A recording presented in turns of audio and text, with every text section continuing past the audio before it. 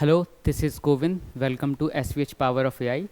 Today we'll discuss about the M3R5 Module 3 Revision 5th syllabus of O-Level, Programming and Problem Solving through Python Language.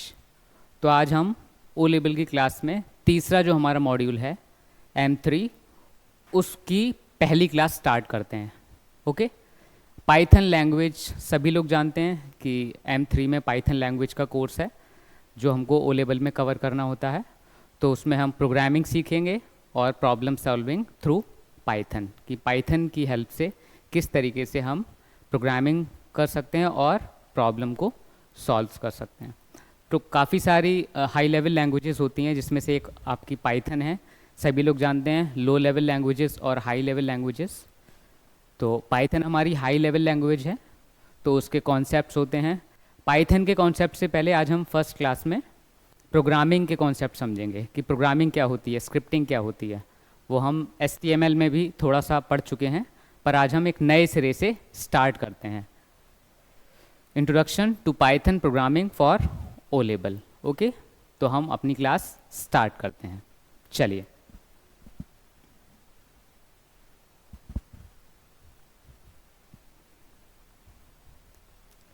ठीक है. तो सबसे पहली चीज़ आती है कंप्यूटेशन की. Basic model of computation. What is the computation. तो programming से पहले हमको सीखना पड़ेगा कि कंप्यूटेशन क्या है. आपके पाइथन के सिलेबस का पहला जो टाइटल है वो है कंप्यूटेशन. तो बेसिक मॉडल ऑफ कंप्यूटेशन क्या होता है, उसकी क्या डेफिनेशन होती है, क्या उसके फंडामेंटल्स होते हैं, वो हम यहाँ पर आज सीखेंगे. तो बेसिक मॉडल ऑफ जो कंप्यूटेशन है वो क्या है, एक टाइप का थ्योरेटिकल फ्रेमवर्क है that describes how a computer performs computation. कि जो आपकी मशीन होती है कंप्यूटर की वो किस टाइप से कंप्यूटेशन को करती है वो आपका कौन बताता है, बेसिक मॉडल ऑफ कंप्यूटेशन. तो इसी क्रम में सबसे पहले एक मशीन बनाई थी एक साइंटिस्ट ने, एलन ट्यूरिंग ने, ट्यूरिंग मशीन. वो आपकी फंडामेंटल मशीन थी कंप्यूटेशन के लिए. किसी भी टाइप का कंप्यूटेशन वो कर सकती थी. तो वो हमारा फंडामेंटल में आता है. एक वो भी एक मॉडल था, थ्योरेटिकल मॉडल. उसको मशीन के रूप में भी बना लिया गया था बाद में, जो एलन ट्यूरिंग ने दिया था, जो आपको प्रॉब्लम को अंडरस्टैंड करने में मदद करती है. किसी भी तरीके की कंप्यूटेशनल प्रॉब्लम हो उसको हम उसकी मदद से समझ सकते हैं. उसके क्या क्या कॉन्सेप्ट थे वो हम यहाँ पर देखेंगे. तो बेसिक मॉडल ऑफ कंप्यूटेशन क्या है आपका, that describes how computer performs a computation. कि कोई भी कंप्यूटर किस प्रकार से कोई कंप्यूटेशन करता है, कोई गणना करता है, वो आपको कौन बताता है, बेसिक मॉडल ऑफ कंप्यूटेशन. क्या है की concept basic model of computation का, वही इनपुट, आउटपुट और प्रोसेसिंग. किसी भी तरीके से कंप्यूटेशन करना हो किसी भी कंप्यूटर को, किसी भी टाइप के कंप्यूटर को, चाहे कंप्यूटर एनालॉग हो, चाहे कंप्यूटर डिजिटल हो, चाहे आपका हाइब्रिड कंप्यूटर हो, मिनी कंप्यूटर हो, पर्सनल कंप्यूटर हो, कोई भी कंप्यूटर हो, अगर उसको कंप्यूटेशन करना है तो इन तीन अवधारणाओं से होकर आना पड़ता है, इनपुट, प्रोसेसिंग और आउटपुट. सभी जानते हैं इनपुट क्या होता है. इनपुट का मतलब होता है कि कुछ सेट ऑफ इंस्ट्रक्शंस या कुछ सिग्नल्स हम मशीन को देते हैं. कंप्यूटर इज़ इलेक्ट्रॉनिक डिवाइस, हमको पता है. हम उसको इलेक्ट्रॉनिक सिग्नल्स दे सकते हैं, हम उसको सेट ऑफ इंस्ट्रक्शंस दे सकते हैं कोडिंग के थ्रू. वो आपका सभी क्या होता है, इनपुट. कंप्यूटर को हम कोई अपनी तरफ से जानकारी देते हैं, कोई इन्फॉर्मेशन देते हैं, सिग्नल देते हैं, सारे ही इनपुट होते हैं. उसके बाद क्या होता है, प्रोसेसिंग. कंप्यूटर में प्रोसेसर्स होते हैं. तो इनपुट मिलने के बाद जो कंप्यूटेशन किया जाता है कंप्यूटर में, उसमें प्रक्रिया होती है आपकी प्रोसेसिंग की. ठीक. और उसके बाद हम बोलते हैं उसको आउटपुट. कंप्यूटर हमको क्या प्रोवाइड कराता है, आउटपुट. तो ये तो हमको पता है, तीनों ही चीज़ें क्लियर हैं. तो बेसिक मॉडल ऑफ कंप्यूटेशन का की कॉन्सेप्ट क्या है, इनपुट, आउटपुट और प्रोसेसिंग. इनपुट के बाद प्रोसेसिंग एंड देन लास्ट में आउटपुट. ठीक है. तो एनी प्रोग्राम और एवरी प्रोग्राम एक्चुअली आई से takes input, performs processing and produces an output. Input लेता है कोई भी मशीन और परफॉर्म करता है प्रोसेसिंग, और क्या प्रोवाइड कराता है, क्या प्रोड्यूस करता है, एक आउटपुट को प्रोड्यूस करता है. ये आपका की कंसेप्ट है बेसिक मॉडल ऑफ कंप्यूटेशन का. इसके बाद हम देखते हैं ट्यूरिंग मशीन और फाइनाइट स्टेट मशीन. ये दो फंडामेंटल मशीन्स हैं, थ्रू आउट द टाइम ये बनाई गई थी कंप्यूटेशन के लिए। ठीक है, कंप्यूटेशन को किस तरीके से इन्होंने आसान कर दिया और क्या इनमें अंतर है ये हम समझेंगे। ठीक, तो ट्यूरिंग मशीन क्या है? एक सैद्धांतिक मॉडल है जिसका उपयोग यह समझने में किया जाता है कि यह किन कंप्यूटर द्वारा किन समस्याओं को हल किया जा सकता है। What can a computer perform. दूसरी आपकी FSM फाइनाइट स्टेट मशीन, ये क्या बताती है? It is system with a limited number of states, it's change states based on inputs. तो इनपुट्स के बेसिस पर अलग अलग स्टेट्स को चेंज करती है ये मशीन और आपको आउटपुट प्रोवाइड कराती है। तो कंप्यूटेशन की दुनिया में कौन सी दो मशीन है? ट्यूरिंग मशीन और फाइनाइट स्टेट मशीन। ओके, देखिए ये रही आपकी, ये है ट्यूरिंग मशीन। ये लिखा हुआ है यहाँ पर theoretical computation model introducing by Alan Turing in 1936। It serves as the foundational concept in computer science. तो कंप्यूटेशन की दुनिया में सबसे ज़्यादा रोल है इस मशीन का, एलन ट्यूरिंग का, जिन्होंने कंप्यूटेशन को डिस्क्राइब किया कि किस तरीके से हम एल्गोरिथमिक कंप्यूटेशन को डिस्क्राइब कर सकते हैं, कंप्यूटर की कंप्यूटेशन को डिस्क्राइब कर सकते हैं। ये है आपकी ट्यूरिंग मशीन, इससे किसी भी तरीके का जो कंप्यूटेशन है वो पॉसिबल है। दूसरी आपकी एक फाइनाइट स्टेट मशीन, ये भी एक टाइप का मॉडल है। ये कई सारी मशीन्स में यूज़ किया जाता है। ये आपने देखा होगा टर्न ऑयल, ये आपका एंट्री पर लगा होता है टर्न ऑयल। तो इसमें हम देख सकते हैं कि it's also known as finite automation. It's a computational model use to design system that transition between a finite set of states based on input symbols. कि जो हम इसको इनपुट देंगे उसी प्रकार से ये ट्रांजिशन करता है। ट्रांजिशन मतलब संक्रमण करता है, एक अवस्था से, एक स्टेट से दूसरी स्टेट्स में जाता है। तो ये इसका कॉन्सेप्ट है। ठीक, unlike the Turing machine this has no memory tape and limited computational power. Turing machine में आपका ये मेमोरी टेप होता था, पर इसमें कोई भी मेमोरी टेप नहीं होता है। तो ये किस लिए सुटेबल है? Suitable for task with simple और रिपीटेटिव लॉजिक। ठीक, तो ये आपकी अंतर है फाइनाइट स्टेट मशीन में और ट्यूरिंग मशीन में। ओके, नेक्स्ट देखते हैं जी। देखिए, तो ये है आपका एल्गोरिदम। तो एल्गोरिदम क्या होता है? एल्गोरिदम आपको पता होना चाहिए। एल्गोरिदम का बहुत ज़्यादा रोल होता है किसी भी लैंग्वेज की प्रोग्रामिंग में। ठीक, तो हमारे सिलेबस में प्रोग्रामिंग है, तो उसमें आप देखिए एल्गोरिदम किस तरीके से प्रोग्रामिंग में मददगार होता है। होता क्या है algorithm? Step by step set of instructions to solve a problem. Algorithm क्या होता है? किसी भी कंप्यूटेशनल प्रॉब्लम को सॉल्व करने के लिए एक गाइड स्टेप बाय स्टेप, वो हमको बताता है कि कौन से स्टेप्स हमें लेने चाहिए किसी भी कंप्यूटेशनल प्रॉब्लम को सॉल्व करने के लिए। That is called algorithm. ठीक है, features of good algorithm, input and output. जब एल्गोरिदम है तो हमको इनपुट्स और आउटपुट भी पता होने चाहिए उसमें, कि क्या इनपुट होगा एक कंप्यूटेशनल मशीन के लिए और क्या हमको आउटपुट उससे चाहिए। ये दोनों चीज़ें हमको चाहिए। प्रोसेसिंग का काम किसका होता है? खुद मशीन का। ठीक है, तो एल्गोरिदम क्या होता है कि विशिष्ट समस्या को हल करने के लिए निर्देशों का चरण दर चरण एक सेट है, इंस्ट्रक्शन, सेट ऑफ इंस्ट्रक्शंस होते हैं जो बताते हैं कि इस प्रॉब्लम को किस तरीके से सॉल्व करना है। ठीक है, अब देखिए जो एल्गोरिदम होती है उसकी कुछ विशेषताएं होती हैं, फाइनाइटनेस, इफेक्टिवनेस, करेक्टनेस।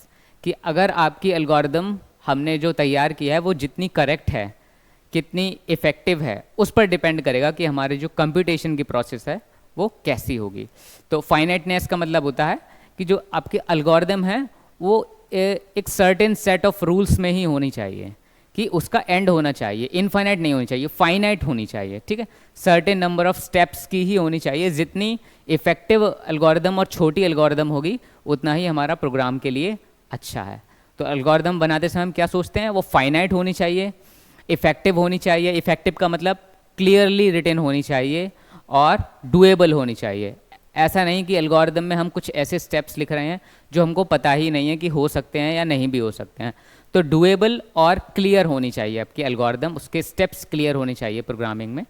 और करेक्टनेस। करेक्टनेस इसलिए क्योंकि एल्गोरिदम से आप कंप्यूटेशन करते हैं, प्रोग्रामिंग करते हैं, तो अगर आपका जो प्रोग्राम है वो रन नहीं हो रहा है, अगर वो गलत आ रहा है, इसका मतलब जो एल्गोरिदम है वहाँ पर कोई एरर है, तो वो एरर नहीं होनी चाहिए, करेक्ट एल्गोरिदम होना चाहिए आपका। ठीक, तो फाइनाइट, इफेक्टिव और करेक्ट एल्गोरिदम ही सही एल्गोरिदम होती है। ठीक, एग्जाम्पल देख लीजिए आप।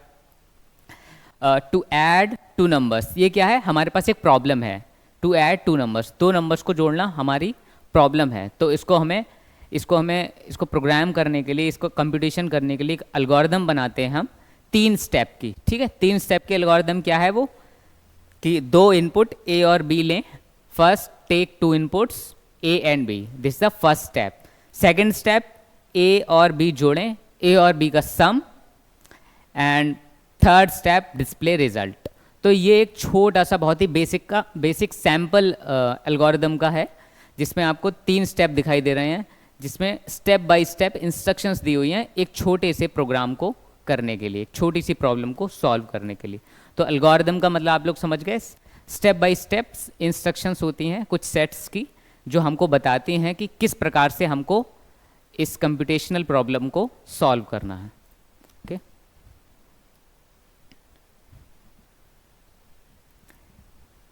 ठीक है, तो यहाँ पर थोड़ा सा डिस्क्राइब किया गया है एल्गोरिदम्स को, कि एल्गोरिदम्स की क्या क्या विशेषताएं होती हैं, क्या क्या उनकी स्ट्रक्चर होता है। ठीक है, तो एग्जाम्पल्स इन कंप्यूटिंग, फर्स्ट जो कैरेक्टर है एल्गोरिदम का कंप्यूटेशन में वो होता है एग्जाम्पल्स। तो एग्जाम्पल क्या होते हैं उसके, सॉर्टिंग, सर्चिंग, ग्राफ एल्गोरिदम और मशीन लर्निंग। तो ये एल्गोरिदम के एग्जाम्पल हैं। आप लोग सोच रहे होंगे कि एल्गोरिदम क्या होती है, उससे किस प्रकार से यूज़ करते हैं हम डेली लाइफ में। तो डेली लाइफ में सभी लोग गूगल पर सर्च करते हैं, हम मैप्स का भी यूज़ करते हैं, हम मशीन लर्निंग एआई का भी यूज़ करते हैं। तो एआई का यूज़ किस में होता है, मशीन लर्निंग में। मशीन लर्निंग का ही कॉन्सेप्ट पर बेस्ड होता है आर्टिफिशियल इंटेलिजेंस। अगर हम मशीन लर्निंग नहीं जानते हैं तो हम एआई को नहीं समझ सकते हैं। तो एल्गोरिदम आपकी ये सारी होती हैं। सॉर्टिंग का मतलब क्या होता है कि किसी डेटा को डिवाइड एंड कॉन्कर तरीके से या फिर कंपैरिजन बेस्ड करके किसी भी तरीके से सॉर्ट कर देना, वो क्या है आपका एल्गोरिदम का एक एग्जाम्पल है। Sorting is example of algorithm. Then searching, searching का मतलब क्या है यहाँ पर, searching is a type of algorithm. Searching भी एक टाइप की एल्गोरिदम है कि एफिशिएंट फॉर सॉर्टेड डेटा। अगर डेटा आपका सॉर्टेड है तो हम सर्चिंग एल्गोरिदम यूज़ करेंगे। इसके बाद ग्राफ एल्गोरिदम्स भी होती हैं। ग्राफ एल्गोरिदम्स के ये टाइप हैं, ये हम सारे पढ़ेंगे आगे। और मशीन लर्निंग भी एक टाइप की एल्गोरिदम है जिसका यूज़ हम करते हैं, ठीक, आर्टिफिशियल इंटेलिजेंस में। इसके अलावा आपका जो डिज़ाइंस होती हैं, एल्गोरिदम की डिज़ाइंस होती हैं, वो हमको पता होनी चाहिए। डिज़ाइन पैराडाइम्स क्या होती हैं, तो डिवाइड एंड कंकर, greedy algorithm, dynamic programming, recursion, ये सारे के सारे डिज़ाइंस हैं कि एल्गोरिदम कई डिज़ाइन से होती हैं। वो हमारी प्रॉब्लम पर डिपेंड करता है कि कौन सी डिज़ाइन हमको, किस टाइप की एल्गोरिदम, किस टाइप के सेट ऑफ इंस्ट्रक्शंस हमको यूज़ करने हैं फॉर प्रोग्रामिंग। तो यहाँ पर कई टाइप के होते हैं, divide, conquer, greedy algorithm, dynamic programming. तो ये सारे ही आपके एल्गोरिदम के टाइप हैं, डिज़ाइंस हैं। अच्छा, इम्प्लीमेंट कैसे करना है, रियल वर्ल्ड में क्या एप्लीकेशंस हैं आपके एल्गोरिदम के। तो सबसे जो बेहतरीन एग्जांपल है एल्गोरिदम का रियल वर्ल्ड में वो है जीपीएस नेविगेशन। सभी लोगों ने गूगल मैप्स या कोई अदर दूसरा मैप यूज़ किया है, जिसकी मदद से हम एक जगह से दूसरी जगह बिना उस जगह को जाने जा सकते हैं। तो वहाँ पर भी एक एल्गोरिदम यूज़ होता है सैटेलाइट्स के थ्रू, जीपीएस नेविगेशन का। GPS means global positioning system. यहाँ पर शॉर्टेस्ट पाथ एल्गोरिदम टाइप होता है ये, shortest path algorithm GPS navigation में, ठीक है। रिकमेंडेशन सिस्टम्स, क्रिप्टोग्राफी, इन सब में ही आपका एल्गोरिदम्स का यूज़ होता है। उसी के बेसिस पर इन प्रोग्राम्स को तैयार किया जाता है, ठीक है। इम्पॉर्टेंस इन कंप्यूटिंग, तो कंप्यूटिंग में सॉफ्टवेयर डेवलपमेंट में भी एल्गोरिदम का यूज़ किया जाता है। एफिशिएंट प्रॉब्लम सॉल्विंग में बहुत ज़रूरी होता है एल्गोरिदम, क्योंकि एल्गोरिदम हमको एक रास्ता तैयार कर देता है, एक वे हमारे लिए तैयार कर देता है जिसमें हम किसी प्रॉब्लम को सॉल्व कर सकते हैं। ओके, तो यहाँ पर आप देख सकते हैं आर्टिफिशियल इंटेलिजेंस में और डेटा साइंस में आपका एल्गोरिदम का कितना यूज़ होता है। मशीन लर्निंग में एल्गोरिदम का यूज़ होता है वो जब हम अभी प्रोग्रामिंग करेंगे तो हमको अच्छे से समझ में आएगा कि किस तरीके से ये वर्क करती है एल्गोरिदम। ठीक है, कंप्यूटिंग में बहुत महत्व है इसका, सॉफ्टवेयर विकास के लिए और कुशल समस्या समाधान को सक्षम बनाने के लिए, एआई के लिए, डेटा साइंस के लिए, इन सभी चीज़ों के लिए आपका जो एल्गोरिदम है वो ज़रूरी होता है।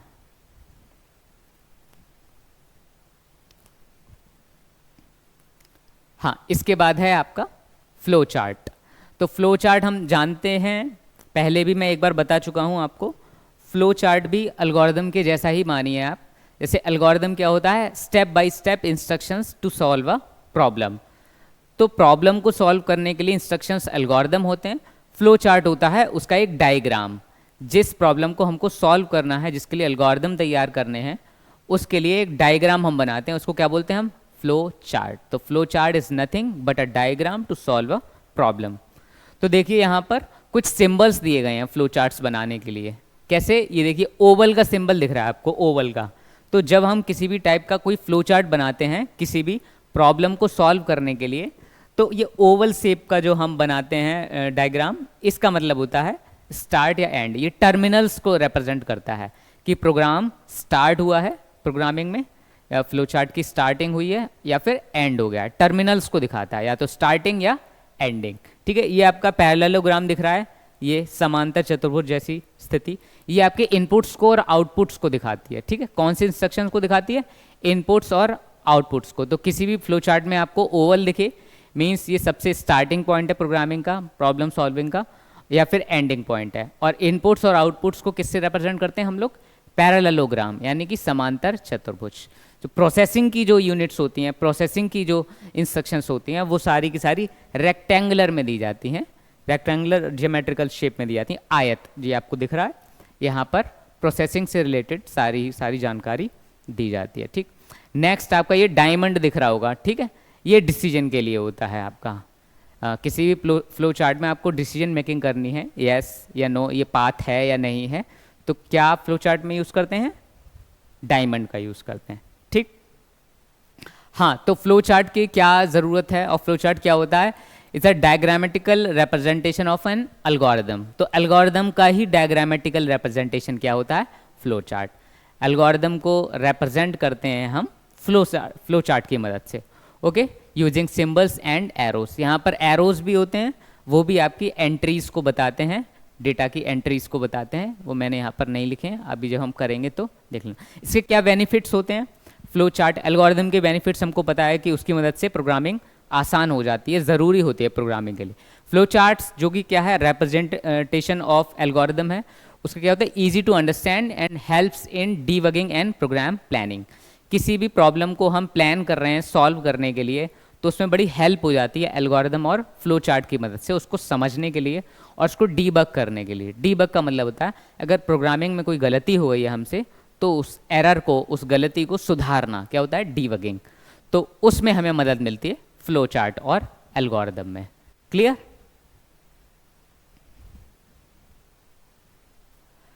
हाँ, ये आपकी प्रोग्रामिंग लैंग्वेजेस।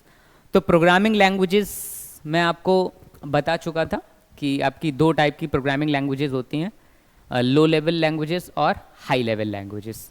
ये मैं आपको बता चुका हूँ पहले।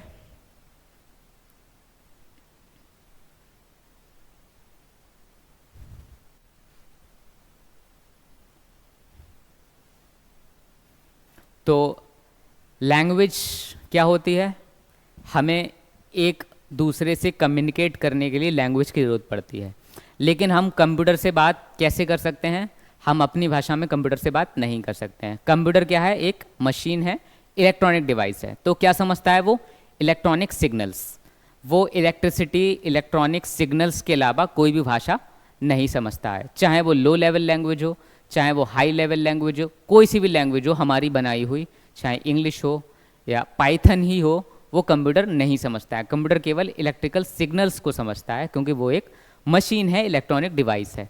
तो हम क्या करते हैं, उसको अपनी जो इंस्ट्रक्शंस हैं देने के लिए यूज़ करते हैं प्रोग्रामिंग लैंग्वेज का विद कंपाइलर और इंटरप्रेटर। जो कंपाइलर और इंटरप्रेटर होते हैं वो कन्वर्ट कर देते हैं किसी भी लैंग्वेज को based on the language machine language में। मशीन लैंग्वेज क्या होती है, बाइनरी लैंग्वेज मीन्स 0 and 1।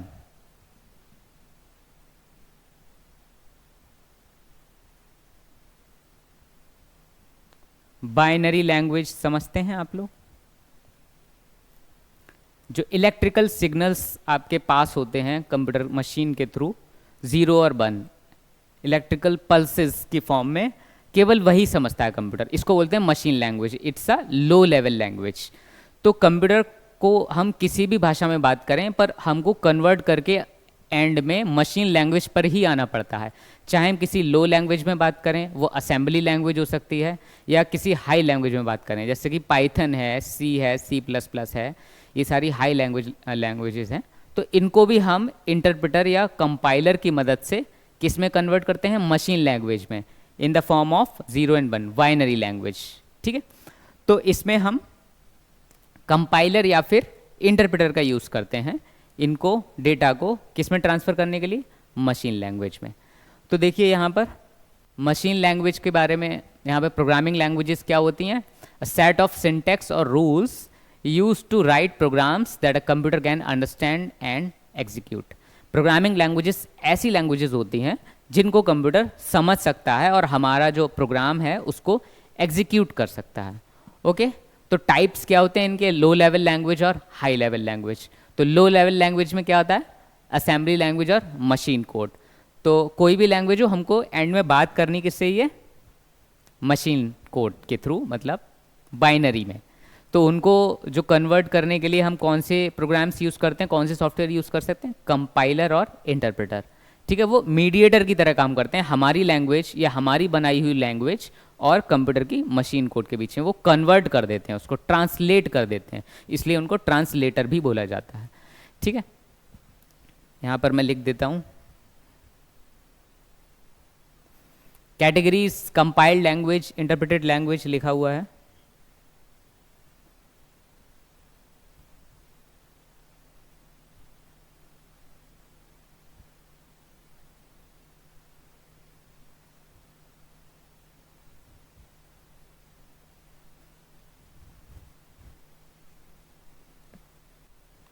ठीक है, तो हाई लेवल लैंग्वेजेस में पाइथन है, सी है, C++ है, जावा है, और लो लेवल में मशीन लैंग्वेज और असेंबली लैंग्वेज। मशीन लैंग्वेज में कोड्स का यूज़ किया जाता है, जो आपके बाइनरी कोड्स हैं 0 और 1।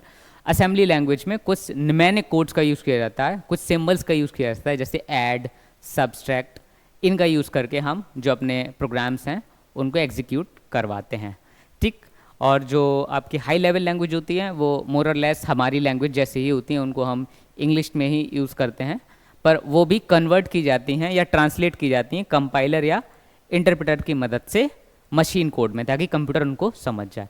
तो हाई लेवल लैंग्वेज में जो आपकी C++ हैं वो कंपाइलर की मदद से यूज़ की जाती हैं, ट्रांसलेट की जाती हैं, और पाइथन हो गया, जावास्क्रिप्ट हो गया, ये इंटरप्रेटर की मदद से ट्रांसलेट की जाती हैं मशीन कोड में। ठीक, source code to machine code. तो ये जो लैंग्वेजेस हैं आपकी सारी की सारी हाई लेवल लैंग्वेजेस होती हैं जिनका हम यूज़ करते हैं प्रोग्रामिंग में। तो हमारे सिलेबस में पाइथन है, ये किस टाइप की लैंग्वेज है? आपकी इंटरप्रेटेड लैंग्वेज है। ठीक है, यूज़ किया जाएगा इसका इंटरप्रिटेशन में। ठीक है, तो हमारा जो अभी वास्ता है पाइथन से, तो हमको पता होना चाहिए इंटरप्रेटर लैंग्वेज है। इंटरप्रेटर का यूज़ करके हम इसको कन्वर्ट करते हैं मशीन कोड। अच्छा, इन दोनों की ज़रूरत क्यों पड़ गई? एक से ही काम क्यों नहीं चला? क्योंकि दोनों का काम अलग अलग है। जो C और C++ लैंग्वेजेस हैं, हाई लेवल लैंग्वेज, उनका कंपाइलर की मदद से ट्रांसलेशन किया जाता है, जो एक साथ कई कोड्स को कंपाइल करके और कन्वर्ट कर देते हैं। इंटरप्रेटर का मतलब होता है एक बार में एक सेट ऑफ इंस्ट्रक्शंस का ही ट्रांसलेशन किया जाएगा, यानी कि ये फास्ट होती है और ये थोड़ी सी स्लो होती है। समझ गए होंगे आप? इसीलिए C#, C++ थोड़ी सी फास्ट लैंग्वेजेस हैं, और जो पाइथन है वो थोड़ी सी स्लो लैंग्वेज है। कोई दिक्कत नहीं है।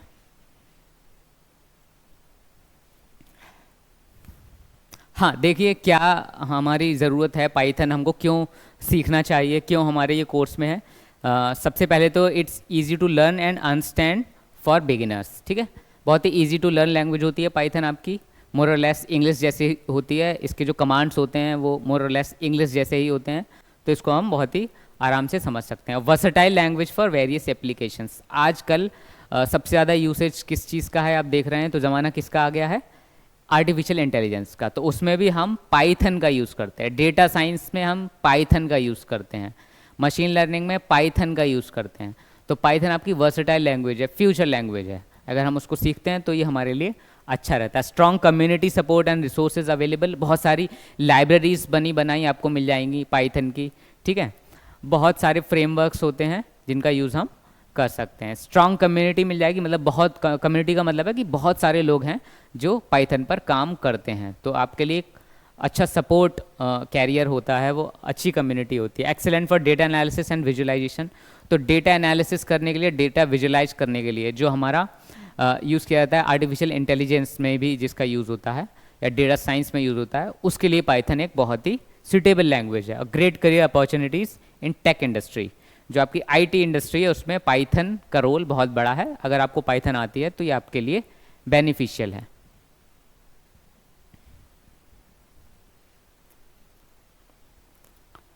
हाँ, तो देखिए ये आपका इंटरप्रिटेशन और कंपाइलेशन के बारे में बताया गया है कि जो ट्रांसलेटर्स होते हैं हाई लेवल लैंग्वेज को कन्वर्ट करने के लिए मशीन कोड में या तो इंटरप्रेटर होता है या फिर कंपाइलर होता है।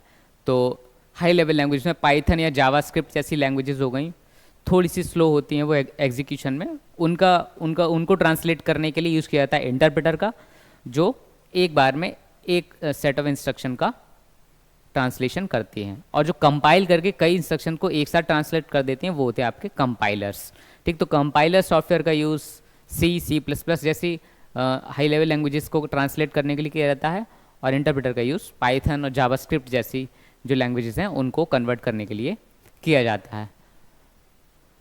तो देखिए इंटरप्रिटेशन का क्या प्रोसेस होता है। The code is executed line by the interpreter without prior conversion, ठीक है। तो कोड को लाइन बाय लाइन एग्जीक्यूट किया जाता है इंटरप्रेटर के द्वारा, ठीक है। इसका मतलब ये स्लो होगा। और इधर देखिए आप, जो कंपाइलेशन है वो क्या होता है, entire code is translated once into a machine readable binary executable by a compiler. तो जो मशीन रीडेबल बाइनरी कोड्स हैं उसमें कन्वर्ट कर दिया जाता है एक ही बार में पूरे के पूरे कोड को, ताकि मशीन समझ सके, वो है कंपाइलेशन। और किसकी मदद से ही किया जाता है, कंपाइलर की मदद से। इंटरप्रिटेशन किया जाता है इंटरप्रेटर की मदद से, लाइन बाय लाइन कोड्स को इंटरप्रेट करके ट्रांसलेट किया जाता है मशीन कोड में, इसलिए स्लो लैंग्वेज है, ठीक।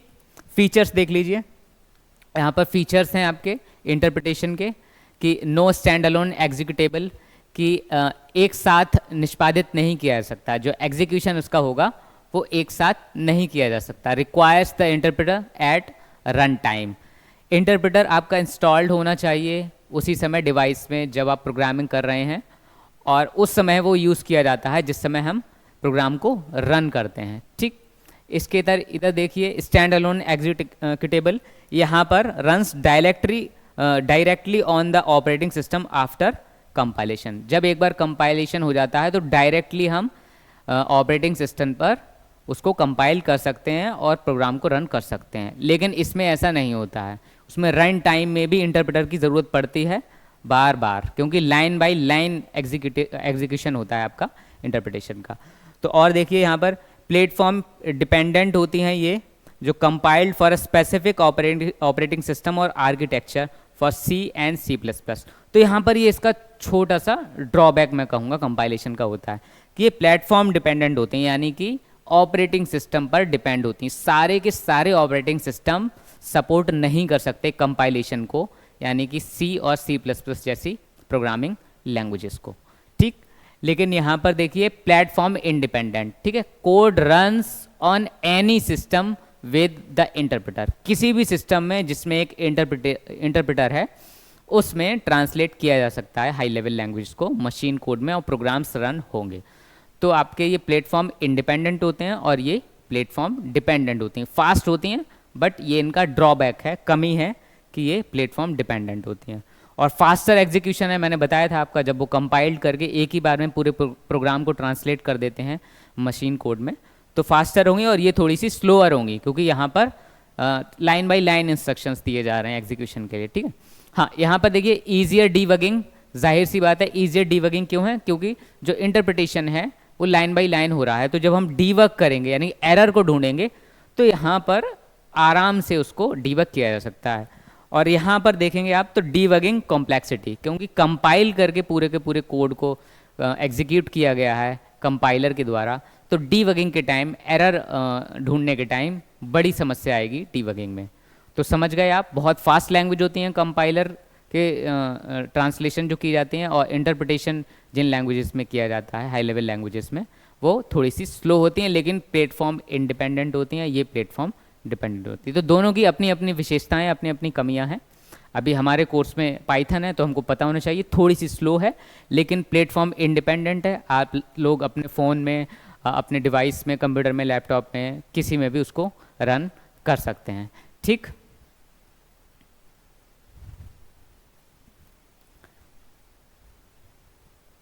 हाँ, ये आ गई आपकी टेस्टिंग और debugging. What is testing and debugging? तो जब हम प्रोग्राम को बना लेते हैं, सबसे पहले हम एल्गोरिदम देखते हैं, फिर हम फ्लो चार्ट्स बनाते हैं, फिर हम कोडिंग करते हैं, प्रोग्रामिंग करते हैं। प्रोग्राम जब हमारा बन जाता है तो जाहिर सी बात है उसको हम उसका रिजल्ट चाहते हैं कि हमको उसका रिजल्ट मिले। तो ये दोनों जो टर्म्स हैं टेस्टिंग एंड डीबगिंग, ये उसी से रिलेटेड हैं। ठीक, डीबगिंग मैंने आपको अभी बताया था। तो टेस्टिंग क्या होती है? Process of running the program with sample inputs to ensure it works correctly. जो प्रोग्राम है उसको हम रन करने के लिए कुछ सैम्पल इनपुट्स देते हैं और देखते हैं क्या वो सही से एग्जीक्यूट हुआ है, जो प्रोग्राम है वो हमारा रन कर रहा है या नहीं। तो वही क्या होती है? Testing. Testing on a running of a program. ठीक, जैसे टाइप्स क्या होती हैं? Unit testing, integration testing, system testing. कई तरीके की टेस्टिंग्स होती हैं आपकी प्रोग्राम्स में, वो based on the type of और काइंड ऑफ प्रोग्राम्स, कि किस टाइप का आपका प्रोग्राम है, किस टाइप की आपकी प्रॉब्लम है, उसके हिसाब से हमारी टेस्टिंग होती है। और ये टाइप्स होते हैं टेस्टिंग के, यूनिट टेस्टिंग, इंटीग्रेशन और सिस्टम टेस्टिंग।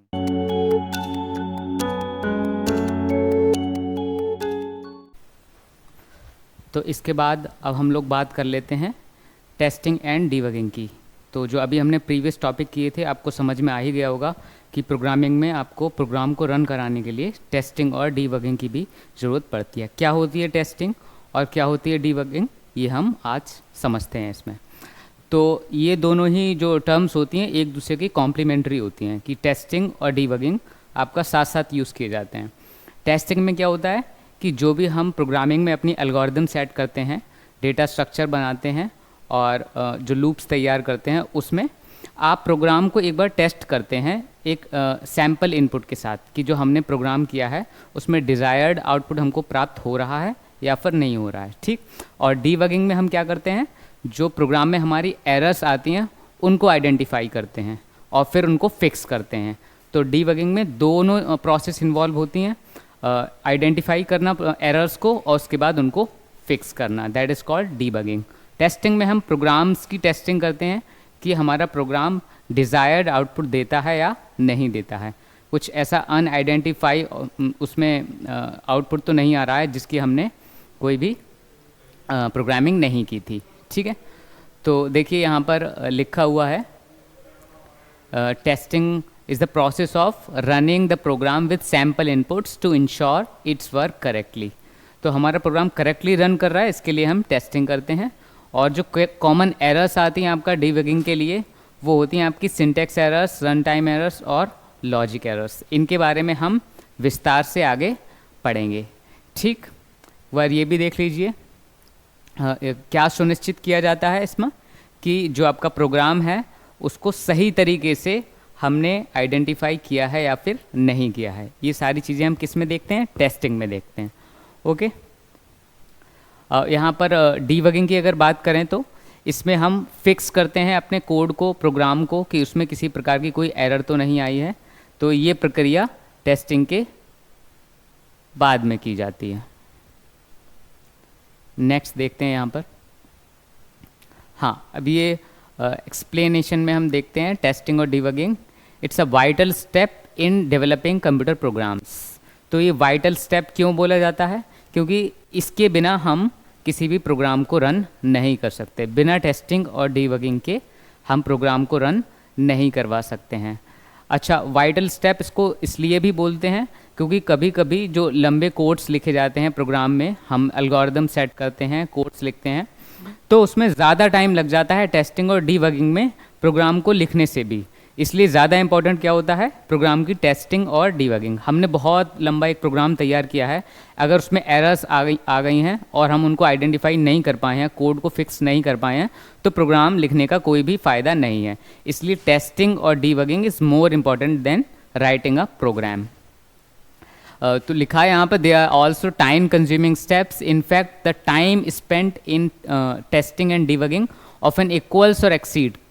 प्रोग्राम लिखने के बराबर या उससे भी ज़्यादा समय लग जाता है आपका टेस्टिंग और डीबगिंग के लिए। इसलिए हमको क्लियर कट एरर्स का पता होना चाहिए, कितनी टाइप की एरर्स होती हैं उनको फिक्स करना आना चाहिए, डीबग करना आना चाहिए प्रोग्राम को। तो प्रोग्राम लिखने से ज़्यादा ज़रूरी होता है प्रोग्राम की एरर्स को फिक्स करना, ठीक है। तो यहाँ पर देख सकते हैं आप 3 तरीके की एरर्स आपको दिखाई दे रही हैं, syntax errors, run time errors और लॉजिकल एरर्स। इन सब में हम तीनों को ही विस्तार से पढ़ेंगे। तो पहली आपकी सिंटैक्स एरर। तो पता है आपको, सिंटैक्स एरर आप समझ चुके होंगे, इंग्लिश लैंग्वेज में भी पढ़ा है। किसी भी लैंग्वेज की जो ग्रामर और पंक्चुएशन मार्क्स होते हैं वो उसके सिंटैक्स कहलाते हैं, चाहे इंग्लिश हो या कोई और लैंग्वेज हो। तो यहाँ पर जो कंप्यूटर लैंग्वेज है हमारी पाइथन है, तो पाइथन में भी कुछ सिंटैक्स होते हैं, कुछ सेट ऑफ रूल्स होते हैं जिसके आधार पर हम कोड्स को लिखते हैं। तो अगर उन रूल्स में, उन सेट ऑफ रूल्स में अगर कोई भी समस्या आ रही है तो वो हमारी क्या होती है, सिंटैक्स एरर होती है। अगर वहाँ पर कोई दिक्कत है तो हमारा प्रोग्राम रन नहीं होगा और हम उसको बोलेंगे कि ये सिंटैक्स एरर है। उसको डीबग करने के लिए हम उसको एरर फ्री करेंगे, कोड को फिक्स करेंगे डीबगिंग के हिसाब से। आपका रन टाइम एरर्स होती है कि जब आपने सिंटैक्स तो सारे सही लिखे हैं लेकिन फिर भी प्रोग्राम की रनिंग के टाइम वो सही से प्रोग्राम आपका रन नहीं होता है, तो वहाँ पर आप कोई भी सिंटैक्स की एरर तो नहीं करते हैं, पर कोई अनडिज़ायर्ड ऐसा कोड में कोई वर्ड नंबर लिख देते हैं जो आपका प्रोग्राम के रन होने की दृष्टि से सही नहीं होता है, तो वहाँ पर आपका रन टाइम एरर्स होती हैं। लॉजिकल एरर्स का मतलब ये होता है कि आप जो लॉजिकल लूप उसमें क्रिएट करते हैं प्रोग्राम में, एल्गोरिदम में, वहाँ पर अगर कोई दिक्कत आपने की है या आपसे गलती हो गई है तो वो आपकी आ जाती हैं लॉजिकल एरर्स में, ठीक है। अब एक एक करके हम इन तीनों को ही पढ़ते हैं, ठीक है, परीक्षण और डीबगिंग में।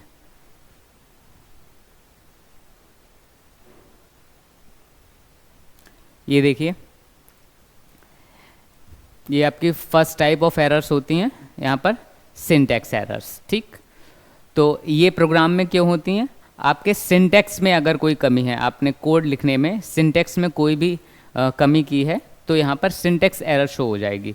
जो पाइथन है हमारी किस प्रकार की लैंग्वेज है, सभी को पता है, आपकी इंटरप्रिटेशन की लैंग्वेज है, कंपाइलेशन की लैंग्वेज नहीं है। तो यहाँ पर जो आपके डिवाइस में इंटरप्रेटर होगा पाइथन को इंटरप्रेट करने के लिए, उसमें एक ऐसा सिस्टम तैयार होता है जो आपकी सिस्टम एरर को शो कर देता है। आप कोड रन करने जाएंगे तो सिंटैक्स एरर अगर उसमें होगी तो वो शो हो जाएगी। यहाँ पर एक एग्जांपल दिया हुआ है एक छोटे से सैम्पल कोड का कि किस तरीके से हम सिंटैक्स एरर को पहचानते हैं और किस तरीके की वो होती है। तो यहाँ पर देखिए लिखा हुआ है, व्हेन रूल्स और syntax of the programming language is not followed. जो भी सेट ऑफ रूल्स हैं सिंटैक्स लिखने के वो फॉलो नहीं होते हैं तो आपकी सिंटैक्स एरर शो हो जाती है।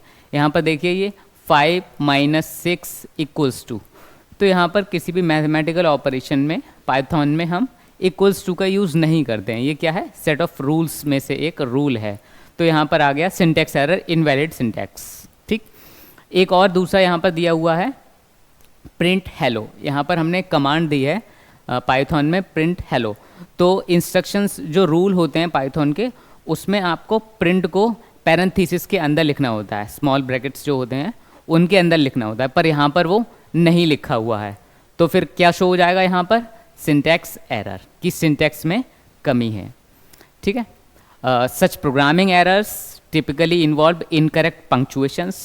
तो क्या होता है सिंटैक्स एरर में, इनकरेक्ट पंक्चुएशन हो या फिर इनकरेक्ट वर्ड सीक्वेंस हो, वर्ड ही गलत लिख दिया है, वर्ड की स्पेलिंग गलत लिख दी है, पंक्चुएशन मार्क्स जैसे कॉलन या सेमी कॉलन को गलत तरीके से लिखा है या लगाया है तो आपकी सिंटैक्स एरर शो होती है। या फिर अनडिफाइंड टर्म्स जो आपके प्रोग्रामिंग लैंग्वेज में है नहीं, उस प्रकार की अगर टर्म्स आपने यूज़ की हैं तो भी आपका वो सिंटेक्स एरर में ही काउंट किया जाएगा। या फिर मिस यूज़ ऑफ टर्म, आपने किसी ऐसी जगह पे सेट ऑफ रूल्स का यूज़ किया है जहाँ पर वो नहीं होना चाहिए, तो वो भी आपका सिंटेक्स एरर में काउंट किया जाएगा और आपको जो इंटरप्रेटर है वो शो करेगा। लिखा हुआ है यहाँ पर, the Python interpreter immediately reports and usually along with the reason. यहाँ पर जो इंटरप्रेटर आपका एक पॉपअप शो करता है यहाँ पर विद रीजन कि आपका ये गलती आई है सिंटेक्स एरर में, इस स्पेसिफिक इस सिंटेक्स में गलती हुई है। फॉर एग्जाम्पल यहाँ पर लिखा हुआ है कि you get this error message when you try to use equal signs to do the arithmetic calculation. तो अर्थमेटिक कैलकुलेशंस में जब इक्वल साइन का यूज़ किया ही नहीं जाता है तो हमको नहीं करना है, वरना सिंटेक्स एरर शो हो जाएगा। यहाँ पर प्रिंट में मिसिंग पैरेंथेसिस का यूज़ हुआ है, did you mean print hello, तो यहाँ पर वो सही से आपका लिख कर देगा। In Python 3.x print is a built in function and requires parenthesis. तो ये देखिए जो वर्जन्स होते हैं अलग अलग प्रोग्रामिंग लैंग्वेजेस के, उनके भी सिंटैक्स में अंतर होता है। तो यहाँ पर वही बोला गया है, statement ever violates this usage and hence syntax error is displayed. तो हम कोई भी इंस्ट्रक्शन को वॉयलेट नहीं कर सकते, जिस प्रकार के सिंटैक्स रूल हैं वही हमको यहाँ पर प्रयोग करने होते हैं। हाँ, all syntax errors must be found and corrected before the program is made to run. मतलब सारी की सारी हमको एरर फिक्स कर लेते हैं, चाहे वो सिंटैक्स एरर हो, चाहे वो लॉजिकल एरर हो, चाहे वो रन टाइम एरर हो, उसके बाद ही हमारा जो प्रोग्राम है वो रन किया जा सकता है। ठीक है। Syntax error can also occur in the calculator when an invalid equation is entered into it. Calculator होता है हमारा, उसमें भी सिंटैक्स एरर आ जाती है अगर हम दो मैथमेटिकल ऑपरेशन एक साथ कर दिए, जैसे कि प्लस और इनटू को एक साथ कर दिया हमने और वहाँ पर दो नंबर्स नहीं लिखे, तो भी आपका सिंटैक्स एरर शो होता है। तो वो भी एक टाइप की सिंटैक्स एरर आपकी होती है। ठीक है।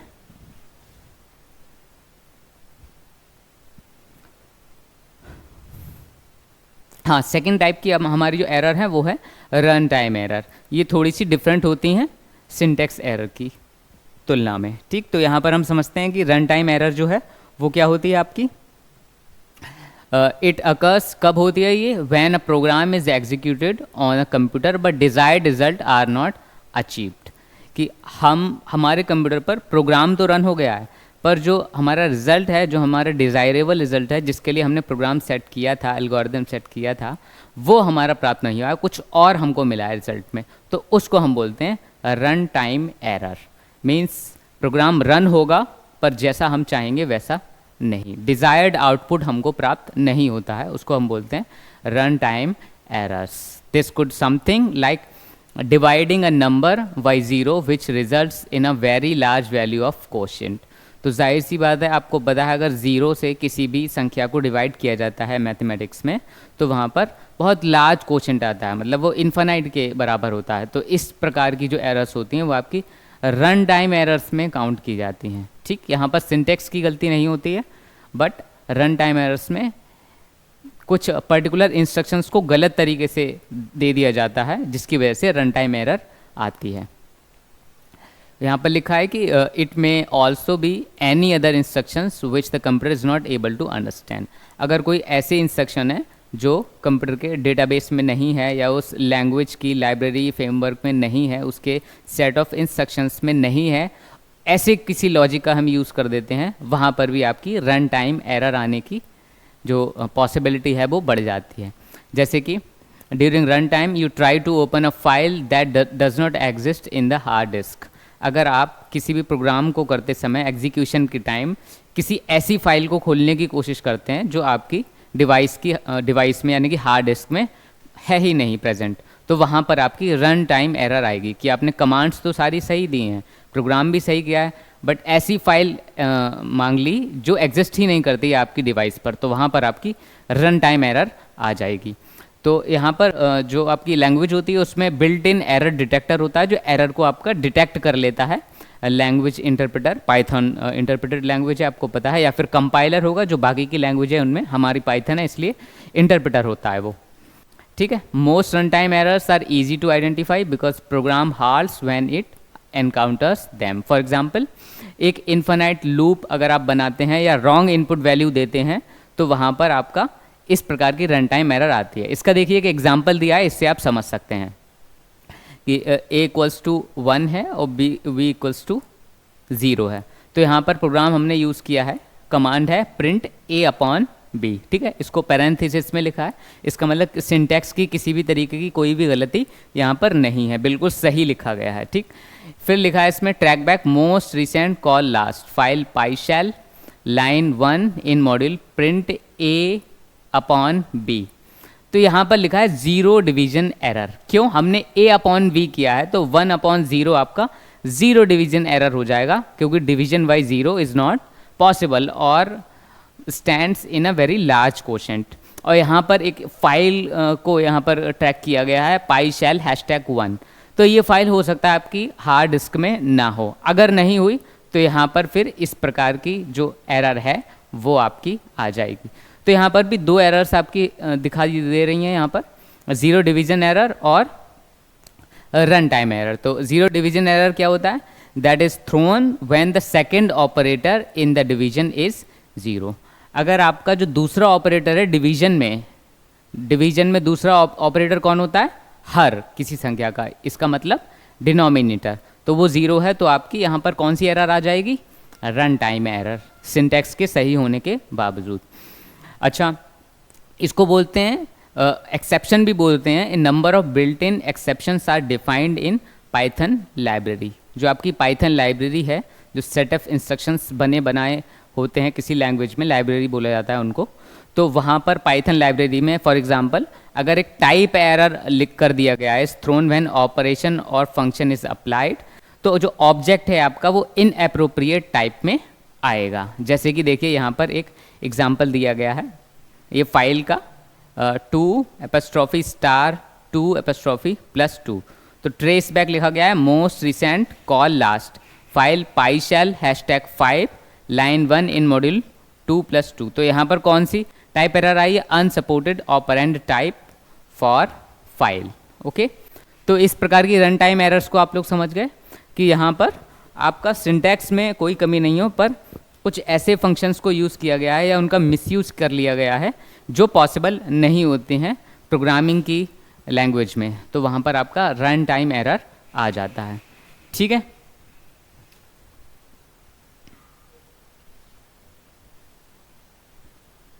हाँ, नेक्स्ट देखिए यहाँ पर logical error, third and last है लॉजिकल एरर्स। तो लॉजिकल एरर्स कहाँ होती हैं? नाम से ही आप समझ रहे हैं कि प्रोग्राम के लॉजिक में अगर आपसे कोई भी एरर हुई है, कोई भी त्रुटि हुई है, तो वो आपकी लॉजिकल एरर्स में काउंट की जाती है।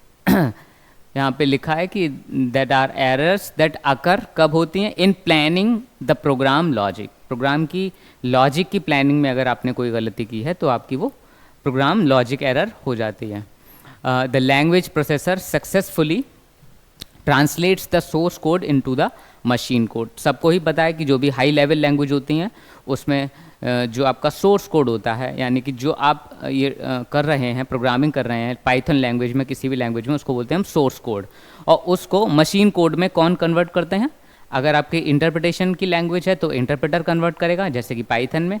अगर आपकी कंपाइलेशन प्रोग्रामिंग लैंग्वेज है तो आपका कंपाइलर ट्रांसलेट करेगा, जैसे कि सी या C++, C#। तो हमारे केस में जो इंटरप्रेटर है वो मशीन कोड में कन्वर्ट कर देता है सोर्स कोड को। तो computer actually doesn't know that an error has been made. तो कंप्यूटर तो केवल इलेक्ट्रॉनिक पल्सेस की भाषा समझता है, मशीन कोड्स को समझता है, बाइनरी कोड्स को समझता है। वो हमारी हाई लेवल लैंग्वेज जो कि इंग्लिश जैसी ही दिखती है, उसमें क्या एरर की गई है उसको वो नहीं समझता है। तो हम किसका यूज़ करते हैं कंप्यूटर से बात करने के लिए? लॉजिक्स का यूज़ करते हैं। तो उन लॉजिक्स में अगर कोई गलती करी गई है तो वहाँ पर आपकी लॉजिक एरर आती है। ठीक है, it follows the program instructions and outputs the results but the result of the output may not be correct। देखिए यहाँ पर लिखा है the program is that the logic being followed solution of the problem doesn't produce the desired। हाँ, अगर जो आपका logic है, प्रॉब्लम इज दैट लॉजिक जो फॉलो किया गया है प्रोग्राम को रन करवाने के लिए, अगर वो सही से नहीं आपने क्रिएट किया है तो आपका प्रोग्राम है वो डिज़ायर्ड रिजल्ट आपका नहीं देगा, ठीक है। तो when logical error occurs the computer does not print the correct output, इसका मतलब वो आउटपुट देगा बट वो करेक्ट नहीं होगा। Computer doesn't tell you what is wrong. हाँ, तो आपको क्या पता चला कि लॉजिकल एरर्स में आपको ये नहीं बताया जाता है कंप्यूटर के द्वारा, जैसे कि सिंटैक्स एरर या फिर रन टाइम एरर में होता है कि इस प्रकार की एरर हुई है। जो पॉपअप आता है वो लॉजिकल एरर्स में आपको शो नहीं होता। आपको डिज़ायर्ड आउटपुट, आप लॉजिकल में लॉजिक देने में कोई कमी हुई है आपसे, तो वहाँ पर आपका क्या गलत होगा, लॉजिकल एरर शो नहीं होगा आपके साथ। तो सबसे ज़्यादा ड्रॉबैक है इस एरर का, तो इससे हमें बचना चाहिए। For example, if instruction should be a equals to b into C but has been written as a equals to b plus C, तो यहाँ पर इस लॉजिक में हमने खुद ही गलती की है कि मल्टीप्लिकेशन और एडिशन दोनों अलग अलग लॉजिक होते हैं। अगर हमने लिखना हमको ये था और हमने अगर दिया लॉजिक ये है, तो हमारा जो आउटकम आएगा वो डिफरेंट आएगा। और जाहिर सी बात है कि कंप्यूटर हमको नहीं बताएगा कि आपने इसकी जगह ये कर दिया है। क्यों? दोनों ही लॉजिकली सही हैं बट डिफरेंट लॉजिक यूज़ किया है। जो डिज़ायर्ड आउटपुट था आपका वो इस कोड के ज़रिए आने था, लेकिन आपने ये सिंटैक्स यूज़ किया जो कि सही है, लेकिन आपका डिज़ायर्ड आउटपुट के लिए ये सही था, तो डिज़ायर्ड आउटपुट आपको नहीं मिलेगा लॉजिक की गलती की वजह से। This error will not be detected by the language processor. जाहिर सी बात है कि लॉजिक आपका करेक्ट ही है बट आपका आउटपुट के अकॉर्डिंग नहीं है, लेकिन वो करेक्ट है, तो कंप्यूटर आपको ये शो नहीं करेगा कि आपने कुछ भी गलत किया है। Since no language rules have been broken, हाँ, कोई भी सिंटेक्शियल रूल अगर आपका नहीं टूटा है तो वहाँ पर कोई भी एरर आपको शो नहीं की जाएगी। However the output will produce the wrong result, thus it is an example of the logical error, ठीक है। तो आउटपुट आपका गलत आया पर आपका सिंटेक्स सही है, कोई भी रन टाइम एरर नहीं है, इसका मतलब लॉजिकल एरर है। Logical error in program source code results in incorrect or unexpected results, okay. हाँ, तो logical error is a mistake in a programming source code that results in the incorrect and unexpected behaviour. तो source code यानी कि जो हम coding करते हैं उसको सोर्स कोड बोला जाता है, उसमें अगर कोई लॉजिकल एरर है तो वो कंप्यूटर हमारा एक्सेप्ट कर लेगा और हमको उस एरर के ही हिसाब से जो आउटकम है वो दे देगा। अब ये हमें देखना है कि अगर हमें डिज़ायर्ड आउटपुट चाहिए तो लॉजिक को चेक करना पड़ेगा और उसमें सोर्स कोड को सही करना पड़ेगा ताकि सही मशीन कोड कंप्यूटर को मिले और वो हमको सही सही आउटपुट दे दे, ओके।